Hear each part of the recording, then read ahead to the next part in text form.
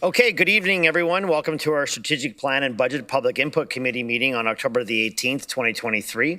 I will now call on the Regional Clerk, Will Short, to perform the roll call. Will. Thanks, Chair Harris. Chair Redmond. Present. Councillor Craig. Present. Councillor Deutschman. Present. Councillor Erb. Present. Councillor Foxton. Present. Chair Harris. Present. Councillor Hunink. Thrilled to be here. Councillor James. Oh, present. Councillor Liggett. Here. Councillor McCabe. Present. Councillor Solonen. Present. Councillor Shantz. Present. Councillor Urbanovic. Councillor Williams. Here. Councillor Wolf. Present. And we have regrets from Councillor Nowak. Thank you, Chair. Thank you, Mr. Short. I would like to acknowledge that the land on which we gather today is the traditional territory of the Haudenosaunee, Anishinaabe, and Neutral people. We acknowledge the enduring presence of the Indigenous people with whom we share this land today, their achievements and their contributions to our community. Are there any declarations of pecuniary interest? Seeing none. We will now proceed with delegations as listed on the agenda. I would like to remind all delegations of some guidelines for participation. For those that are joining us in person, please proceed to the podium.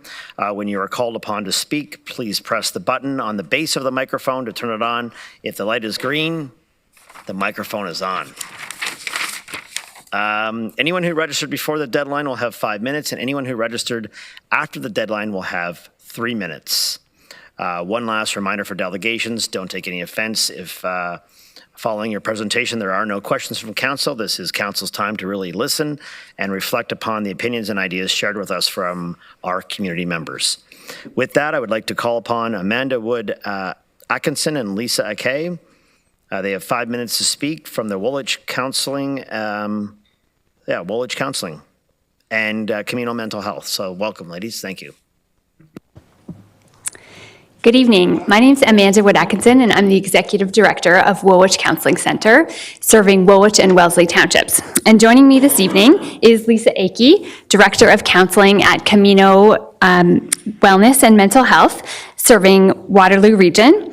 And also we have Tracy Elup, the CEO of Camino Wellness and Mental Health, Cameron Dearlove, who is the Executive Director of Porchlight Counseling and Addiction Services, serving Cambridge and North Dumfries, Leslie Allaby, the Clinical Director of Interfaith Counseling Centre, serving Wilmot and Wellesley Townships, and Susan Schwartzentruber, the Executive Director of Shalom Counseling Services, serving Waterloo. So collectively, our 5 agencies cover the full geography of Waterloo Region with a commitment to accessible and affordable counseling, ensuring timely and professional mental health supports are available for everyone in our region. You'll be interested to note that the CCWR was formed more than 18 years ago through the region's initiative to provide accessible mental health services to recipients of Ontario Works and Ontario Disability Support Program and their eligible family members.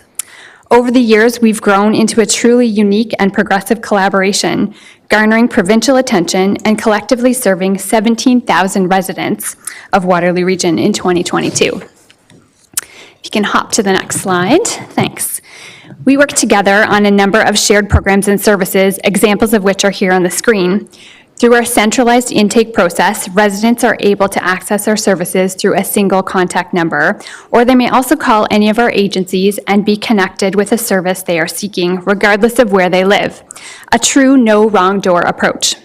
It's worth noting that our services are upstream and preventative. This means that we provide timely access to mental health services for the more than 80% of the general population whose mental health concerns would be described as mild to moderate or episodic needs. We know time is important when addressing mental health challenges, and that early intervention prevents the potential for deterioration or the emergence of more significant challenges. Next slide, please. So what can a person whose counseling is funded through the region expect? They'll receive up to 8 counseling sessions. Clients can meet with us in locations and geographies across the region, including online or telephone if that's what they prefer. And we'd like to note that without this program, most of these people would not have access to this type of support for financial reasons. And some of our stats for this year are up on the slide there. Next slide, please. We know you all are very well versed in the impact the pandemic has on the mental health and wellness of our community members. This chart just shows since the beginning of the pandemic, since 2020, All social determinants of health have been impacted by the pandemic, resulting in a surge of mental health and wellness needs. Post-pandemic, so 2022, we were serving more than 115% increase in the children and youth services across the region, and 75% increase in the total number of clients we served across the region. We do not anticipate any difference for year-end 2023. We expect a further increase. We know, according to the Canadian Wellbeing Index, that 43% of residents have reported the negative impacts of mental health on their overall functioning. We know the vision of the region, as outlined in the Community and Safety Wellbeing Plan, is that all residents of Waterloo Region deserve equitable, accessible, trauma-informed health supports, and mental health included. We need the ongoing support of the region to achieve this. Next slide, please. Today, we're here to highlight the key principles about our work with the region of Waterloo. We are a good partner and a great return on investment in the community. As Amanda referred to, we were inspired by the region to develop a collaborative that is well known provincially and that other communities strive for. The annual cost to deliver this program to OW and ODSP recipients is just over $1 million. 50% of that cost is covered by the region, and the collaborative is committed to raising the matching dollars for that program. We are strategic. We're well connected to many ethnocultural agencies and community services, meaning that OW and ODSP recipients can access with our navigation to other services that they meet the criteria for, such as the Intimate Partner Violence Project, newcomer mental health programs. We're contributors to region initiatives, such as the Supportive Housing Pilot, and we represent on both steering committees for the Cambridge Mental Health and Addiction Clinic and the Waterloo Region Alternative Destination Clinic. And we're representative on both Ontario Health teams for both Cambridge and KW4. And we are the right answer. Because we serve mild to moderate, and 80% of the community seeking support is in the mild to moderate range, we have far-reaching services. Next slide, please. We're here with two requests tonight. Our first is to preserve this program that the region has been so committed to over the years. We know the pressures you have and how many crises are going on in the region, and we need to continue to serve the moderate to mild groups so that the crisis don't continue to balloon at the other end. Secondly, if the cost of living adjustments are available to funded program, we would like to be considered for that. And we'll continue with our ongoing commitment to matching dollars. We are out of time, unfortunately, Okay. so thank you. But I do know we Thank have a you. question, so Councillor Erb. Oh, okay. Thank you, Mr. Chair. What, from the agencies, what are the barriers that people face that they bring to the table that prevents them from asking for help? We would like to say we've made advances in reducing stigma, but there is still stigma about getting, achieving and receiving help. But right now, the barriers people are facing, it's financial, it's transportation, it's language barriers. There's so many barriers to actually getting out and asking for that help and receiving the services, that we just have to look at every barrier possible and reduce to make it as accessible as possible, because it's still hard to have the courage to ask for help. Can I have one more? You can. Newcomer populations, how are they finding their way to counseling agencies? Because it seems to me a lot of the challenges they would be facing would be much more acute or significant than some other sectors of the population. So there are newcomer mental health programs funded by the Immigration and Refugee of Canada, but there is criteria that need to be met, and it's very focused on settlement counseling. And so through partnerships, what we try to ensure that the referrals are seamless for those individuals. So partners like Reception House, we're part of the Immigration Partnership of Waterloo Region. So those referral pathways, reducing the challenges and structuring our program so there's some continuity. So it's a warm hand, we call it a warm handoff. So if someone's working with them in a community organization, they assist them to make that referral, attend the first session with a new counselor in a funded counseling program.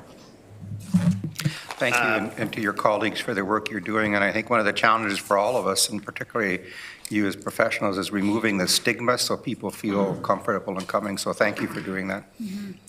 Councillor Deutschman. Thank you, Chair Harris. I want to first say thank you to the whole group for the work you do on the mental health issue. I know in my practice of law with clients, sometimes when they don't have access to insured funded services, it's nice to know that they can reach out for at least some limited services that are available. And as I was playing hockey at the North Dumfries Community Center the other day, it was nice to see the porch light sign at the medical center there. So Cameron, good to see that your group is out there helping out. I just wanted to know, though, maybe staff could tell us what is the amount that we provide you now that you're asking us to maintain, and what would a cost of living increase look like?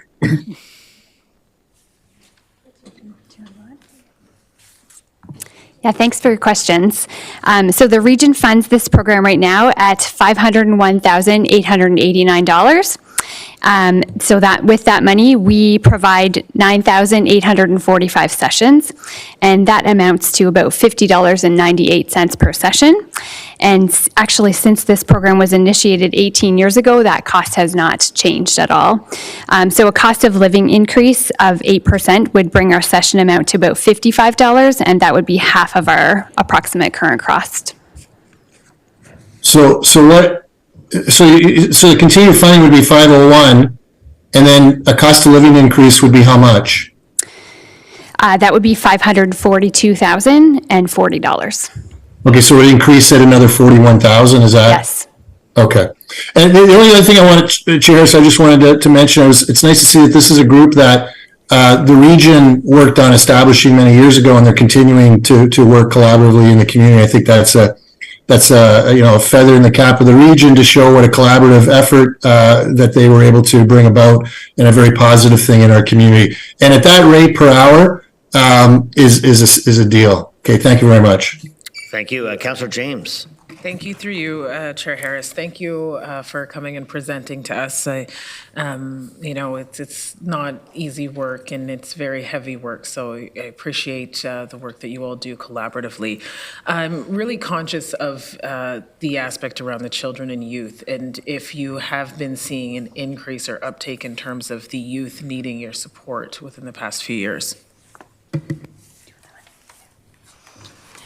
It's been significant. So we all know that the pandemic affected a lot of children and youth, but what we also saw is the increase in parental-child conflict and family conflict in general. And so children and youth are struggling.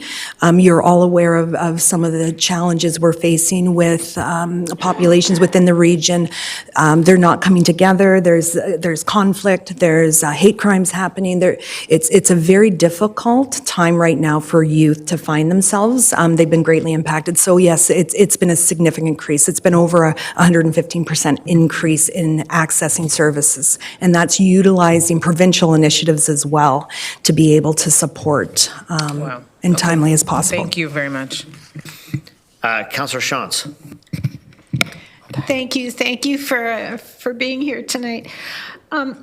I think what I heard at the beginning is this particular program is for people who are on OW or ODSP. So sort of in line with Councillor James, the youth that are coming in, are they able to find the funding that they need? So the region program does fund partners of ODSP, family members, and dependents of ODSP and OW recipients. We also receive some funding through the Ministry of Health for children and youth mental health. Okay, thank you. Councillor McCabe. Thank you, through you, Chair, and thanks for coming in tonight. Nice to see some of you, especially just a quick shout out to Shalom Counseling. I know they celebrated their 40th year in Waterloo just in September, so nice to see you all, and including Amanda. We used to work together in other capacities. My couple of questions. You said that the collaborative, which I'm glad you're here because I didn't realize that this, I didn't realize the extent of the collaboration, so thanks for sharing that. It's 50% funded by the region and 50% fundraised. Do you seek provincial funding for any of this work that you're doing as well? Like, I know you said you get, like, some people are referred from OW or ODSP, but does the province provide any direct funding to this collaborative, or is it to the individual organizations? Yeah. So there are some health-funded programs that certain doctors within the region are rostered to receive services. So it's about 30% of the overall funding. It's Ministry of Community and Social Services for criteria that meets violence against women, child witness programs that also those specific criteria. The health funding, there is criteria. It is medical symptoms of mental health. So anxiety and depression are the focus. So if you have relationship challenges, parenting challenges, that is not covered. So we've, raising the money to match the dollars has historically been United Way, the Hallman Foundation, donors in the community. So the community's been very invested in ensuring those of low income, OW and ODSP, receive the same adequate services that those who could pay a fee or have benefits could receive. So there's no tier system. Okay, and I may know the answer to this, but are you seeing any increase? Are you asking for increases, or has that been flatlined from the province, or? We continue to ask for increases. So as a network, we have approached MCCSS about an increase because there has not been a cost of living increase in many years. But there is still the relational aspect of the family counseling component that isn't picked up by funders yet. So that's the majority. After anxiety and depression, it's relationship counseling, family conflict, relationship conflict, and right now that's not a funded service, so. Okay, and can I just, one quick question. So you've said this hasn't been increased, the region hasn't increased your funding for the collaborative in 18 years. So have you been, this is my first year, or first full year. So have you been coming back regularly asking for an increase? No, historically we had been able, like United Way, was a great contributor to match this program as well. We lost that funding when the pandemic came about. And then the Hallman Foundation has been an amazing funder as well, but that funding is coming to a year end as well. And so if we have to be really intentional now about ensuring we can use our community donations that we have to match the region's contribution, but without the region's contribution, we'd be in not a good state to serve the community. So we depend on the region's funding. Councillor Huinik. Thank you, Amanda and team, for coming. Thank you for the work that you do. I'm wondering if there are people that meet your criteria currently that you have to that you have to turn away due to lack of staffing or lack of resources, and if we could bridge that gap for you if there is one. So we don't turn anyone away for an inability to pay. So that's a commitment that we have across all of our agencies, that we would work with the individuals to make sure we could access supports and funding for them. Human resources is, as you may or may not know, is a difficult, it's challenging right now in the climate that we're in. So that's something that all of our agencies would be facing independently as well, to, make sure that we're retaining the best in class staff and that all of our staff are high quality. That's something, again, that we're very invested in as agencies that we would focus on. But it's a difficult climate right now, and so that's something that's a reality that we all face together. Thank you. And final question, Councillor Foxon. Thank you very much, and thank you all for what you do. The region has backed you for a long time, but so has the community, and it's essential. And you know the difference. I was just sitting here thinking about this, and because you fundraise or you're out there in the community, you become more known. And so that diversity in funding that's coming from United Way, from the not the Chamber of Commerce, the Community Foundation, the other groups, and the municipalities, which also help fund, and different events that you host, makes you more visible to the public and the service you provide. So we have to think of fundraising not just as helping them, but their fundraising actually makes them more accessible to the people that need them because they actually see you. And I think we cannot, we have to really note how important that is. A lot of times I worry that when we fund things totally, that it doesn't serve the diverse group because they're not out there in the public. So thank you so much for all that you do. Well, thank you very much, ladies, for presenting tonight. Appreciate your time. I'd like to call upon John Whalett, Chair and CEO of Property Taxpayers Alliance, Inc. John, you've got 5 minutes. Good evening. Thanks for joining us. Good evening, Council and Chair. Yes, my name is John Whalett. I'm representing the Property Taxpayers Alliance. We're a not-for-profit organization. Our mission is to advocate on behalf of our members for the efficient and effective use of their hard-earned property tax dollars. Regional property taxes have gone up 57% since 2017. Inflation has gone up 27% since 2017. Regional property tax increases have doubled inflation on average for 8 years in a row. There's no end in sight. Homeowners are being financially stressed by a combination of inflation, job losses. Property taxes have been rising faster than their incomes for years. The incomes of many private sector workers, especially private sector retirees in particular, have not kept pace with inflation, yet they're facing a 30% or more real increase in their property taxes since 2017. So what's the message here to these residents? Is it shut up and put up, move away, live with less, file for the region for relief? Many are simply too proud to resort to this. And sadly, a growing number have no choice. Next slide, please. This is a slide that's self-explanatory. This is the regional property tax increases versus inflation, a hockey stick. This chart is staggering and unsustainable. Taxes cannot go on like this indefinitely. Next slide, please. Comparing regional property tax increases. The top line, region of Waterloo. All the others, Halton, Peel, York. What's explaining this? What's causing this dramatic increase in regional property taxes relative to other regions? Next slide, please. Comparing Waterloo, Halton, Peel, and York, and I know that there are differences. You can't compare them exactly because it's not apples and apples. There are different requirements for the regions. But let's take a look at this.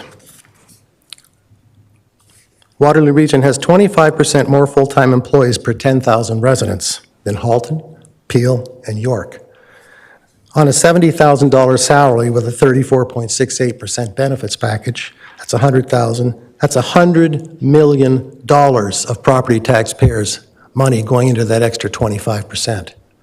So you remember that chart that was going up versus inflation. All those deltas in spending is going into that. Waterloo region has 47% more employees per dollar of property tax revenue than York, 25% more employees than Peel, and 37% more employees per dollar of property tax revenue than Halton. Waterloo has the highest benefits per full-time employee at 34.68%, comparing Halton at 18.3%, Peel at 25%, York at 27.83%. These are dramatic differences, not small, not marginal. So a few recommendations. Municipal property tax increases should not exceed inflation rate on average. Mega cross-region spending decisions that will cause property taxes to exceed inflation for more than a few years should be put to a referendum or popular vote. It can be non-binding. You still have the choice. You're the elected representatives.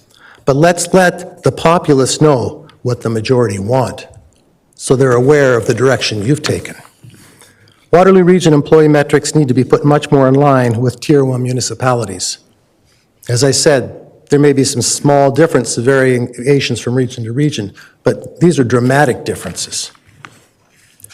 We've got a case of strategic-itis. It seems to be taking over at regional government. Everything is strategic this, strategic that. The primary focus should be on excellence in existing service delivery and measuring your performance. Strategic planning, I've worked for large corporations. We've had strategy groups, but they're a small group and they do planning. But on a per capita basis, I would say you're overwhelmed with strategic planners. Last minute. Right, Doug? Sorry? I just Okay. said Oh, I thought you asked a you're in the question. last Okay. minute. Okay, be careful that your growing with care all-inclusive strategy doesn't turn into one of groaning with despair. Social welfare goals are important and commendable, but the last 5%, because you say all-inclusive, the last 5% is where the costs go through the roof and completely out of control. And the property taxpayers are already being pressed to the limit. Becoming a smart city has enormous costs, where property taxpayers will be footing the bill. Please don't commit us to programs that will require long-term above-inflation property tax increases. I was involved in the Seoul, Korea Smart City program over 25 years ago. We had a proprietary piece of wireless technology that we're considering using for that application. They're still plugging away today, 25 years later, and the costs are dramatic. Thanks, John. I appreciate you coming in. Okay. Time is due. Thank you so much for having the opportunity to present to you. Thanks, John. Please consider these suggestions. The next delegation. Any questions? Oh. I do Thank have- you very much for considering there might be questions. Oh, okay. So we do have a question, John. Yes, I thought there might be. Councillor Foxton. Thank you very much, John. And interesting statistics, but you need to know that we're a population of 650,000. Your comparators are all well over 1 million in each. These are per capita comparisons. But the fact being that your number and your data are based, it's not, we would bring in more taxes at a lower rate if we had 1 million people than we do at 650,000. You're missing the point. These are per capita. This is just wanted to make sure that it's not apples to resident. These are all information from the financial information returns that everybody presents, but that's per capita information. So on a relative basis, they are comparable, except regional differences. But thank you very much. Thank you. No, we got one more question, John, actually. yeah. So Councillor Liggett, please, a question to the Yes. delegation. Thank you, Mr. Chair. Good evening, John. Good evening, Jen. When I looked at your slide to do with full-time employees, where did you get that from? Financial information report. From The Cambridge and the regional, from each of the regions. The regions file Okay. financial information reports with the province as well, right? Okay, So I so- picked this information directly from what the regions told the provincial government they had. So maybe we could have some clarification then. Thank you. Thanks, Jen. Mr. Craig, I thought that for the year, I think that was 4, including COVID full-times, we were only at 3,386, and yet he had over 4,100 on his slide. And even for the 2023 budget, with COVID temporary, we had 3,400, but in actual full-times, we only had 3,154. So, and also in 2022, we only had 3,003 without the COVID. So that's about 1,000 different than Mr. Waylett had. So I'm just kind of concerned we're looking at 2 different sets of numbers here. Yeah, that's a good point. I'm not sure, but these are directly from the financial information Okay. report off the Province of Ontario site that was submitted by the regions. I don't know if Craig wants to chime in, I know.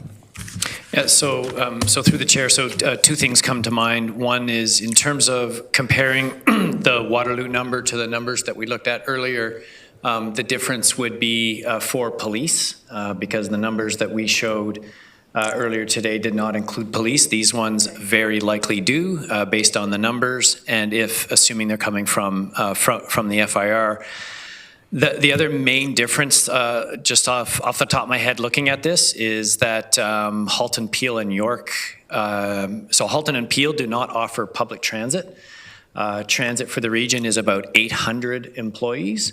And that would be a big part of the difference between us and Halton and Peel. York has public transit, if I recall correctly, Yes, they do. Most or all of it is contracted out. I think the point is, when you're comparing employee counts, just understanding the differences of some of those services is helpful. Okay. Indeed, yeah. Thank you. That's the reason for my question, because I was trying to figure out where that difference. And I acknowledge that You when I got- presented it. Yeah, I acknowledge it. I said, yes, there's some differences between the regions. So, I mean, if it were a 5 or 10% difference, certainly that might, but 25% is pretty extreme. And yours does include the police, and so do the other regions include. So there are some subtle differences, but I think, thank you, Jan. I think these things Thanks, need to be John. considered, and that's what's reported in the. Yep, thanks, John. Thank you. Appreciate your time tonight. The next delegation appearing in person is Matt Rodriguez. Good evening, Matt. I know you have a presentation to share with the committee. You have 5 minutes. Thanks, Chair Harris. No presentation, just a few words at the back of my book here. Nice to see you all. Thanks for the opportunity. Had a chance to review the document from the October 18th meeting that walked through the service expansions for this coming year, and certainly recognize the trade-offs and tensions at play as this budget goes through. Particularly interested and excited to see what comes from the forthcoming plan to end chronic homelessness, recognizing that is still pending. Here today, though, specifically to speak to some of the transit items that were in the budget. Particularly looking forward to some of the work that's underway around the integrated mobility plan, but I think, and from that, a bit more certainty around some of these projects that are out in the community, around Stage 2 LRT, around some of the Transit Hub and Go expansion projects that are happening, I think will go a long way in communicating what is to come into the future. But particularly wanted to focus on one slide that spoke to both lots of great things and one concerning thing.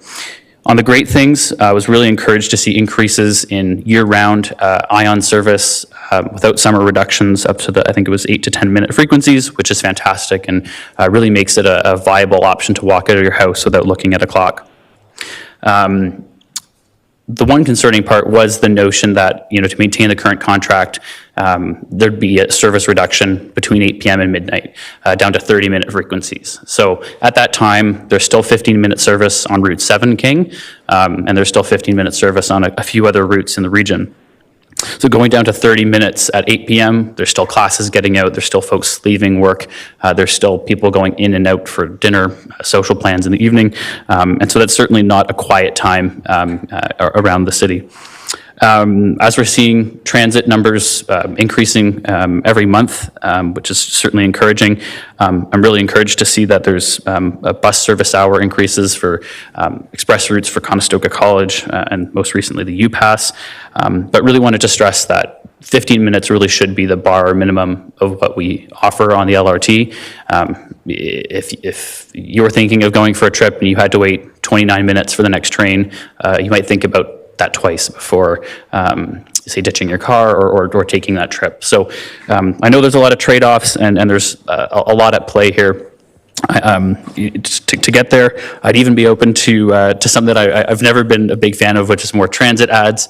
But if that was what had to get us there, then perhaps so be it. There's also a lot of other things that we're looking at.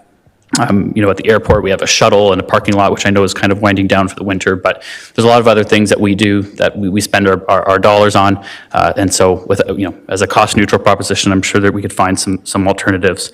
Again, really encouraged by everything that's in the budget and the document.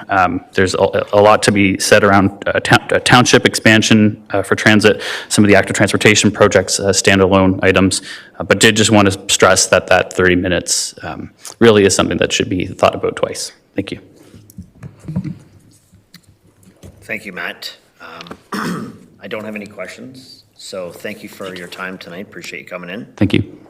Our next delegation is Kevin White of Kitchener. Kevin, you have 5 minutes. Good evening.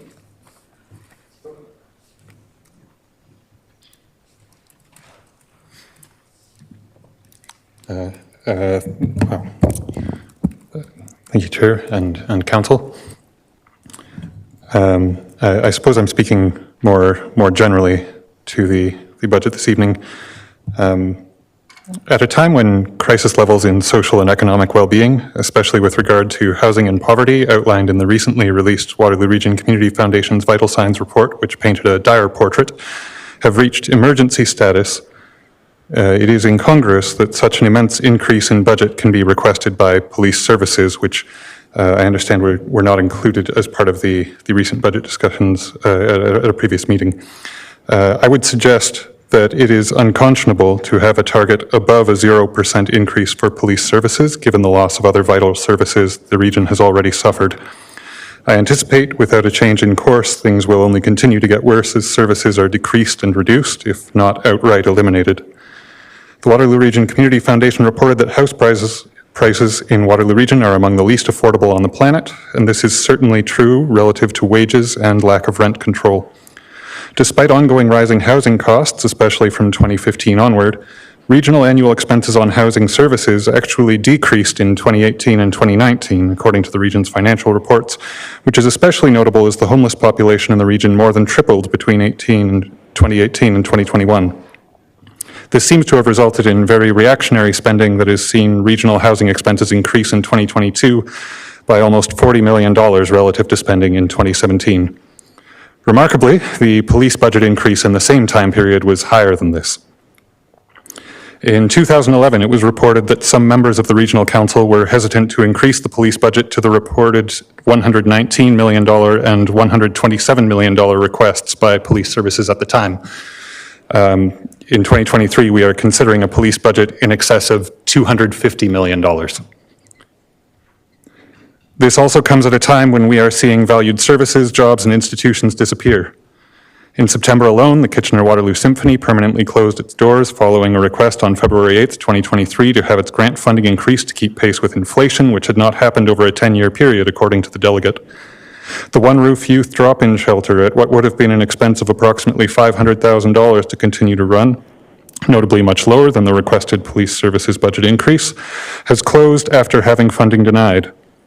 Just 2 weeks ago, it was reported that the Food Bank of Waterloo Region declared a need for more than double their regional funding to $1.6 million in order to meet the need of our present demand. This request would total less than a tenth of the requested police services budget increase. Council has said that police services and other services are not a question of either or, but rather both and.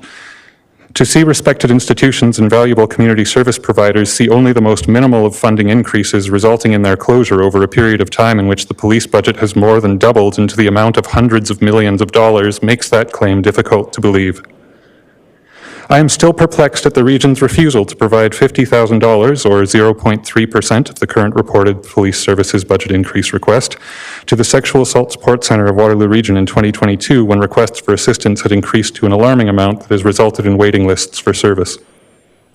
By stark contrast, the region in the same year spent more than $65,000 on legal action that attempted to violate the constitutional rights of some of the region's most impoverished and vulnerable residents. I believe the region's priorities are reflected more in its budget and expenditures than in words and press releases. I hope and urge that your priorities are with a mind toward supporting those most in need. Thank you. Councillor Foxton. Thank you. And if I may, to Mr. Dyer, the increase of the police budget would equate to how much? It wouldn't be 210 million, would it? Through the chair, I don't have the number handy, but I'll look it up and get it to you. Thank you. But it is 5.5% and at $2 million per percent, correct? I understand that the proposed increase at this point is reflects a 5.5% increase, and each percent is in the range of $2 million. So that's nowhere near 210 million, correct? Thank you. Councillor McCabe. Thank you, through you, Chair. Thanks for coming in tonight, Kevin. Just wondered if you took the opportunity to present at one of the two public input sessions that the police had to share your thoughts. I'm afraid the timing did not work for me. Okay. Did you make a submission to? I don't know if you still can or not, but I'll look to our colleagues who are on the police board because you could probably still make a submission to the police board, and they're the ones who actually determine the overall amount of the police budget. So All right, that's an option for you as well. Thank you. Sorry, my understanding was also that there were members of the Police Services Board who were on council as well. Oh, there are. There's 3 that serve on council and 3 that are on the Police Services Board. I just wanted to offer you another avenue for providing the information. Thank you. May I also clarify the number for Councillor Foxton as well? So the increase that was reported was 16.3 million. That was the reported requested increase. From the 2022 planned budget, we have 239 million and actual around 232 million. 16.3 added to that would approach $250 million. Thank you. I misunderstood then. I thought you were saying that the increase they were asking for was 200. I don't think so. rather remarkable, yeah. Okay, thank you, Kevin, for your time tonight. Appreciate that. I will call upon, appearing in person, a last-minute delegation, Acer Bonaparte. Oh, of her 70-year-old mother-in-law. Online, okay. Acer, good evening. Translator and advocate for Chicago. Thank you. So before I begin, I would like to note that I'm a queer, mentally ill, disabled person who grew up impoverished in downtown Kitchener. So my delegation is informed not only by information, but lived experience. I would also like to echo what Kevin said. It is ridiculous to endlessly increase the police budget while our social services suffer. And mine will kind of be along the same lines. But anyway, I am here today simply to say that council should not accept an increase of the police budget as it is. The solution to crime in our region is not more funding for enforcement. It is not hiring more officers to respond to crime after it has been committed. And it is not merely dumping money into the punishment of offenders. The solution, as I see it, is quite simple. We must fund social services that help stop the root causes of crime and youth programs to protect at-risk youth from entering a dangerous spiral. And using the proposed police budget increase would be a perfect way to do that. We have a housing crisis in the region.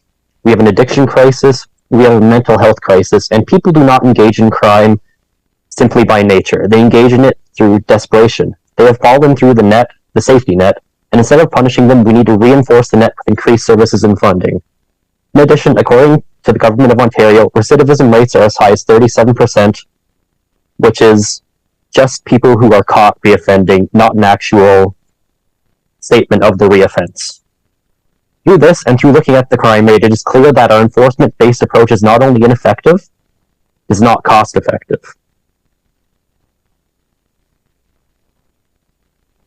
If we were to reinvest this money into the community, we would see a return on our investment through them requiring less services and being able to put more into the local economy, thus reducing the overhead while increasing revenue.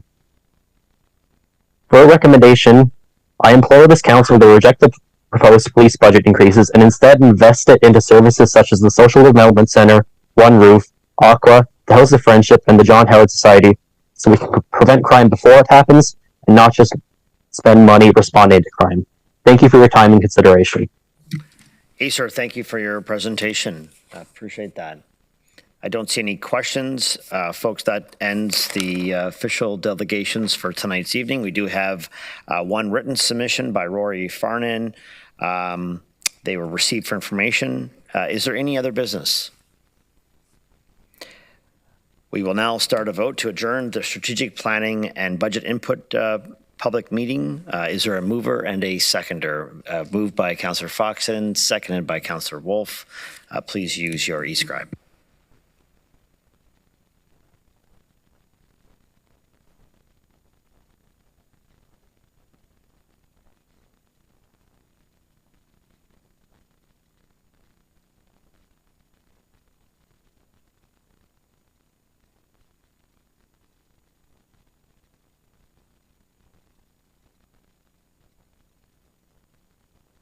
And that's carried. Good evening, everyone.